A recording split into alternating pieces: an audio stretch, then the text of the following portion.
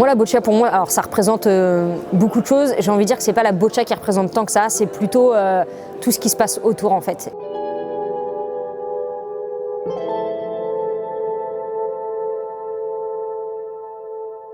Il y a 8 ans de ça, j'ai découvert le handisport. J'étais pas du tout du milieu, j'étais animatrice au centre de loisirs, directrice. Et on m'a proposé ce poste-là auprès du public en situation de handicap. Ça a été une révélation dans le sens où bah ouais, mais en fait, c'est des personnes à part entière et ils ont autant de choses que des personnes qui ne sont pas en situation de handicap à donner, à montrer, voilà. Et j'avais vraiment envie de montrer ça, en fait, qu'avant d'être des personnes en situation de handicap, c'est des personnes. Et moi, c'est le message que je veux faire passer aujourd'hui. Et après, la boccia est venue en plus concrétiser, puisque en plus, c'est un sport qui n'est pas connu. C'est le sport qui est fait pour le grand handicap. Donc le handicap qu'on ne médiatise pas, puisque mettre à la télé des personnes qui peuvent être déformées, qui vont pouvoir baver, qui ne vont pas s'exprimer comme vous et moi, bah en fait, tout de suite ça fait peur et on se dit qu'il va y avoir des préjugés derrière. Et moi je veux juste casser tous ces préjugés et montrer qu'en fait, mais autour du handicap, bah, il y a juste une personne et que cette personne-là elle a des compétences et que ces compétences-là on va les montrer au travers du jeu, quoi. Des jeunes, là, des sportifs qui bougent juste un petit doigt ou juste les yeux,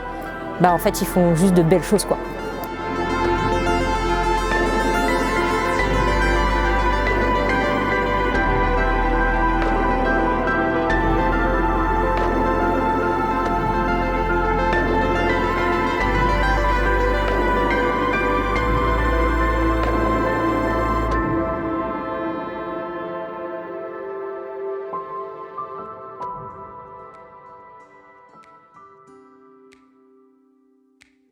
Et bah, ça fait à peu près 4-5 mois que je prépare en fait cet événement. C'est la 2e édition. On a fait le premier donc l'année dernière à la même période. On a ouvert un petit peu les Open parce que bah, du coup c'était la première fois qu'on faisait ça et que la Fédé mettait ça en place. Et donc bah, là cette année voilà, ça fait vraiment quasiment 6 mois qu'on est dessus et c'est intense et aujourd'hui on le met en place. On a affiché complet avec 30 inscrits. Donc voilà, je suis super contente de ça et on a pas mal de monde qui vient quand même nous voir. Enfin aujourd'hui en tout cas j'ai vu beaucoup de monde extérieur. Donc ça c'est chouette. Et bah, ma journée ce matin elle a commencé de bonne heure.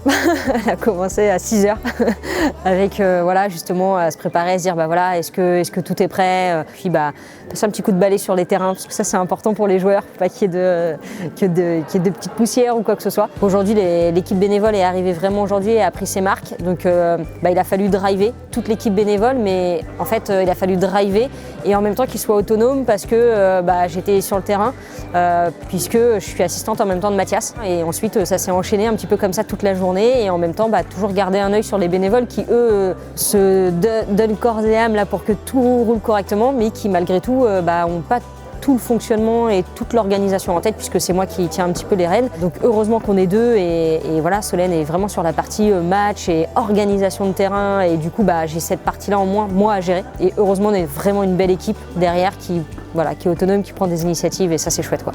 Aujourd'hui je tenais vraiment à venir déjà pour moi aussi pour découvrir la boccia parce que je l'ai découvert grâce à Mélissa et c'est vrai que je connaissais pas les règles, rien. C'est pour moi mais c'est aussi pour apporter mon aide. En tout cas, c'est avec grand plaisir que je peux aider, donc c'est cool. C'est vrai que ce genre d'événement, c'est un réel plaisir d'en avoir parce que souvent, nos compétitions, c'est les régionales après les championnats de France et après, il n'y a pas forcément autre chose après. Et d'avoir des Open qui nous permettent de continuer notre saison et pouvoir retrouver nos adversaires et se perfectionner, s'améliorer, évoluer, etc.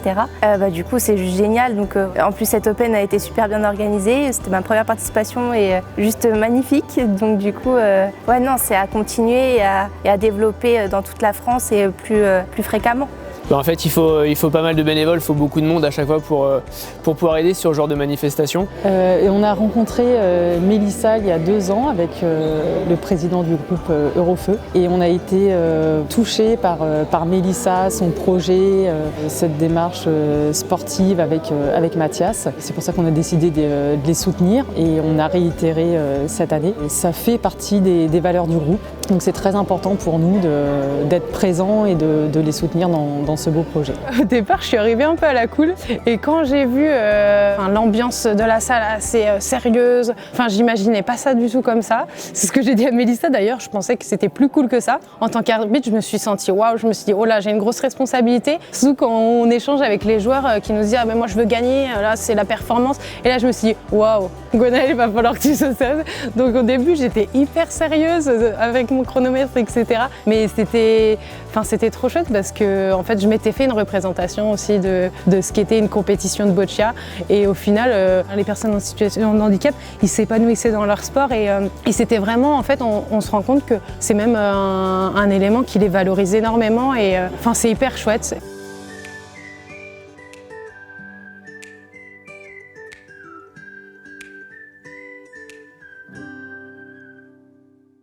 Pour moi, la boccia, c'est un sport qui me permet d'anticiper une certaine évolution de l'avenir, sachant qu'aujourd'hui, je fais différents sports qui bougent, du basket fauteuil, du hand fauteuil, du vélo, du tennis de table, mais avec une évolution certainement de la maladie, je ne pourrais peut-être plus faire autant de sports aussi actifs. Et donc, avec la boccia, ça me permet d'anticiper cette évolution et de pouvoir envisager l'avenir dans cette activité. Après, j'ai eu beaucoup d'échéances avant, donc j'étais un petit peu fatiguée et voilà, de pouvoir réussir aussi cette Open. Et je suis venue et puis dès que je suis arrivée, j'ai dit allez, c'est une compétition comme les autres, on y va à fond et du coup contente au final du résultat, du coup deuxième place, donc assez contente. Alors pendant la compétition, j'ai fait 4 matchs au total.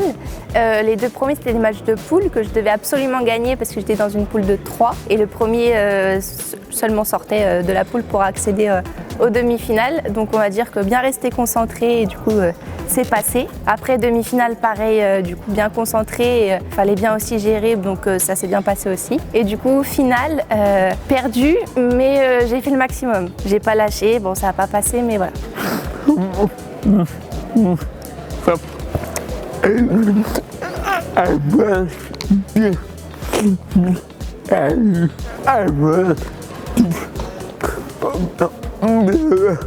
Quand j'ai commencé, je pensais pas, mais oui, c'est très très stressant comparé à tous les autres sports que je peux faire en compétition. Mais la boccia, c'est vraiment le sport où je stresse vraiment beaucoup. Donc j'ai commencé ce matin, premier match contre celui qui avait gagné l'année dernière. Je me suis peut-être mis un peu trop de pression et je perds mon match. Mais je le perds en jouant pas forcément bien, mais en mettant pas mal de difficultés à mon adversaire. Très déçu de perdre ce match parce que c'était quand même un match important. Mais du coup, le deuxième match m'a permis de me lâcher.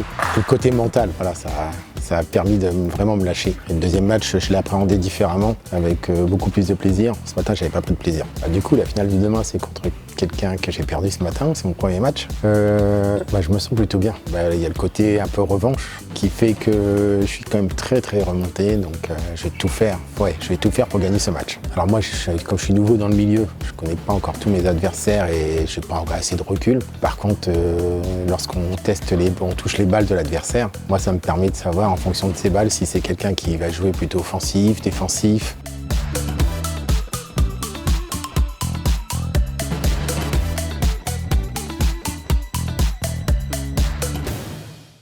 Pour nous, c'est un peu différent aujourd'hui puisque d'habitude sur les compétitions, je suis vraiment avec Mathias H24, la vie quotidienne, etc. Là, sur cette compétition-là, vu que j'organise, je peux pas du tout être en vie quotidienne avec lui. Donc, il y a ses parents qui prennent la relève et heureusement, et ça, c'est chouette. Et en plus, on a nos rituels avant match que là, on n'a pas pu faire puisque je suis sur l'organisation, je suis partout. Donc, ça a été en fait une préparation en amont avec Mathias à se dire, voilà, attention, au lieu d'être là 1 heure avant avec toi, ce temps-là où tu te mets dans ta bulle, où normalement on se met chacun dans notre bulle, là, il a fallu qu'il le vive lui tout seul et qui se concentre là-dessus tout seul. Et par contre, moi j'avais un impact super important et il a fallu que je sois efficace en les 10 minutes avant de rentrer en chambre d'appel pour qu'on se connecte rapidement ensemble. Donc ça a mis du stress, mais au final c'était plutôt positif puisque Mathias a besoin de porter les choses pour être efficace et engagé dans son match. Donc on sort de cette journée avec 3 matchs gagnés. On attendait ça, mais c'est fait, c'est réalisé, donc ça c'est cool. Demain, demi-finale contre Sébastien Objoa.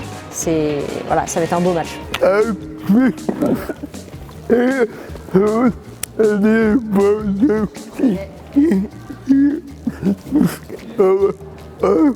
Moi, mon rôle en tant qu'assistante, c'est de faire tout ce que Mathias ne peut pas faire. Donc j'ai pas le droit de regarder le jeu puisque lui, il peut le faire et que c'est lui, le sportif et on va dire le cerveau du jeu et de ce qu'il doit faire et de la stratégie à mettre en place. Donc moi, à aucun moment, je peux l'aider. C'est pour ça qu'on n'a pas le droit de regarder le jeu. En fait, pendant ces 6 minutes de jeu qu'on a ensemble, il faut que je sois connectée à lui impérativement pour que la moindre communication qu'il va me transmettre, lui, avec ses yeux et son regard et son mouvement de tête, je puisse le comprendre, le capter et faire ce qu'il me demande en fait. Donc moi, mon rôle, c'est vraiment d'être ses bras puisque il peut pas bouger sa rampe. Donc moi, je vais la bouger pour lui et Mathias doit communiquer avec moi. Donc ça a été un travail ça fait 6 ans qu'on travaille ensemble, mais ça a été un vrai travail de quasiment 1 an à trouver les codes pour qu'on se comprenne sans perdre de temps. Et aujourd'hui, lui, il vient chercher en moi le fait que je bouge sa rampe, etc. Et moi, je viens chercher en lui toute la lecture du jeu.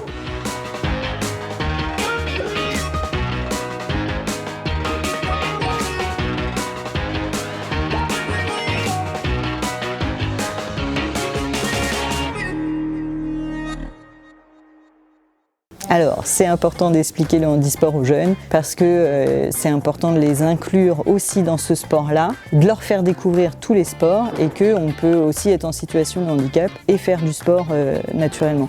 Déjà, ça devrait être un peu plus connu et effectivement, on devrait approprier chaque sport. Pendant son année, il devrait pouvoir découvrir la version handi à chaque fois.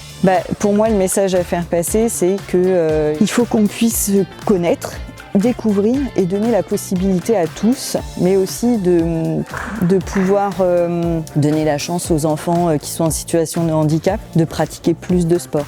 Pour moi, c'est important de leur expliquer parce qu'on se rend compte, quand on va à la rencontre des jeunes, que le handisport, c'est peu connu et ils ont une méconnaissance totale de ce qu'est le handicap, ou en tout cas, ils ont une représentation qui n'est pas forcément la réalité du handisport. Et pour moi, c'est essentiel de leur faire découvrir qu'il n'y a pas que le foot pour valide, la pétanque pour valide, il y a aussi des sports qui sont adaptés pour les personnes en situation de handicap. J'ai regardé un petit peu les matchs de Mathias, Mathilde et Eric. Je suis venue parce que du coup ma mère, c'est elle qui l'a préparé. D'ailleurs c'était bien préparé, elle a tout bien fait. Moi j'aime bien la boccia parce que je trouve que c'est intéressant. Et en plus vu que je connais des athlètes, c'est encore plus intéressant que si je connaissais personne. Il pourrait y avoir plus de jeunes qui viennent pour regarder les sports paralympiques parce qu'il y en a des fois ils se moquent des handicapés et du coup ils pourraient venir voir ce que ça donne. Souvent le handicap en France il fait encore peur. On est content du fait qu'il y ait eu pas mal de personnes qui soient venues hier découvrir la boccia parce que beaucoup ne connaissent pas la boccia, mais certains juste découvrir ce que c'est que des personnes en situation de handicap et qu'au départ ça passe juste par le fait de venir voir, venir découvrir et puis un jour proposer de l'aide même pour tenir la buvette, et puis un jour peut-être se retrouver au chronométrage, filer un coup de main pour des stands et ça passe par là. Le message pour finir déjà c'est je veux remercier toutes les personnes bénévoles qui sont là aujourd'hui, les personnes qui sont engagées dans cette histoire et dans cette journée, dans ce week-end. Et en fait, je me rends compte qu'à force, ça fait quand même 2 ans que l'association fonctionne. Et à force de publier, d'en parler et tout ça, aujourd'hui, on se retrouve avec des bénévoles qui en fait viennent pas du tout de mon entourage, qui viennent plutôt des sensibilisations qu'on a fait depuis 2 ans. Et que on a l'animatrice de l'EHPAD, on a la directrice du centre de loisirs, des anciens stagiaires qu'on est allé sensibiliser au travers de journées et qui en fait ont trouvé du sens dans ce qu'on a fait et qui se disent il y a un message à faire passer et je crois que c'est grâce à toutes ces personnes et à toutes les petites graines qu'on va semer à droite à gauche qu'on va pouvoir peut-être faire changer les choses. Donc juste envie de dire merci.